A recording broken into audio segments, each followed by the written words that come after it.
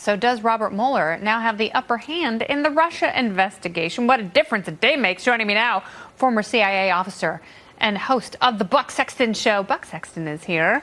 So, Buck, is Mueller closer or further away from establishing a Trump-Russia connection? I think it has nothing to do with Trump-Russia. Everything that we've seen today has been a complete shift away from the initial impetus for why all this is happening. I mean, I remember when they were talking about how this was all supposed to be about the sanctity of our democracy and our institutions and the threat to the republic from Russia and this collusion effort. And now it's, Manafort, yellow cab Cohen, yellow cab taxi, and Manafort not paying his taxes, buying expensive ostrich coats. This has nothing to do with anything. And I think a lot of people see this and say, okay, these guys are shady. As, by the way, you and I have had the discussion before on your show. Manafort is shady. We've known that for a long time, right? Yes. Cohen, I think a lot of people also had an inclination was shady.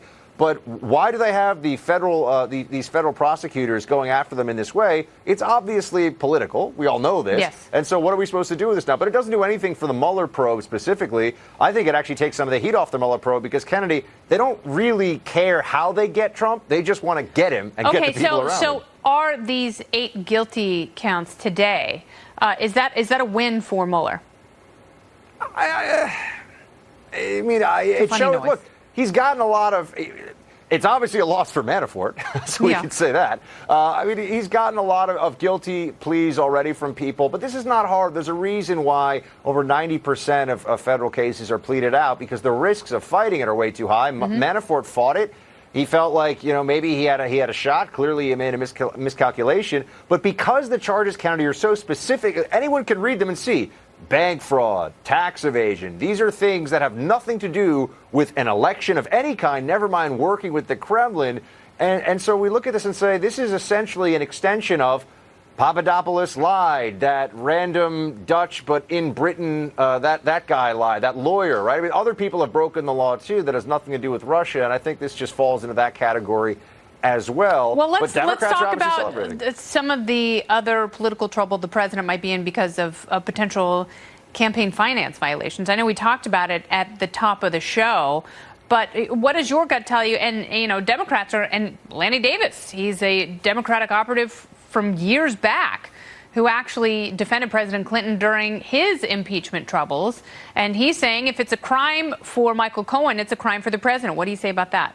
Not a lot of guys are lifting weights in the prison yard and telling tales about their campaign finance violations as how they got there. I mean, this is generally treated as a pretty minimal thing, even when it's quite clearly something that's happened. Usually people pay a fine. Campaign finance law is incredibly opaque. It's often up to interpretation. In this instance, whether or not it would be a campaign contribution or something that would be fought very openly, obviously by the Trump team that would be up against this. So, they're going to try to make something of this, but it all just feels very grasping. Look, if you hate Trump, you think that he's sketchy and everyone around him is terrible, then you think all of this stuff is great. If you're somebody, though, who looks at the justice system and says, I really don't want this to be the way that people are settling their political disputes, you don't want the criminalization of policy differences, that's what's happening here. And I think we should at least be honest about that, too.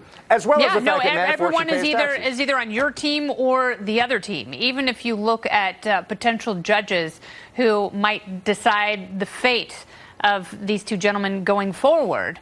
It's like, are they Republican-appointed judges? Or are they Democrat-appointed judges?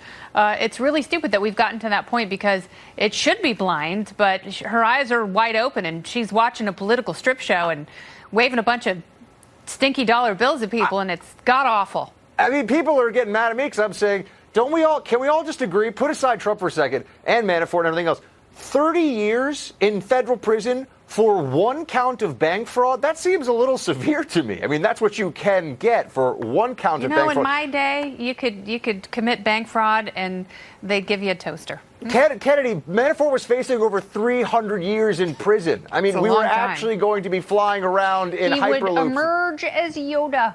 Buck Sexton, thank you so much. Good to see you. You too, thanks.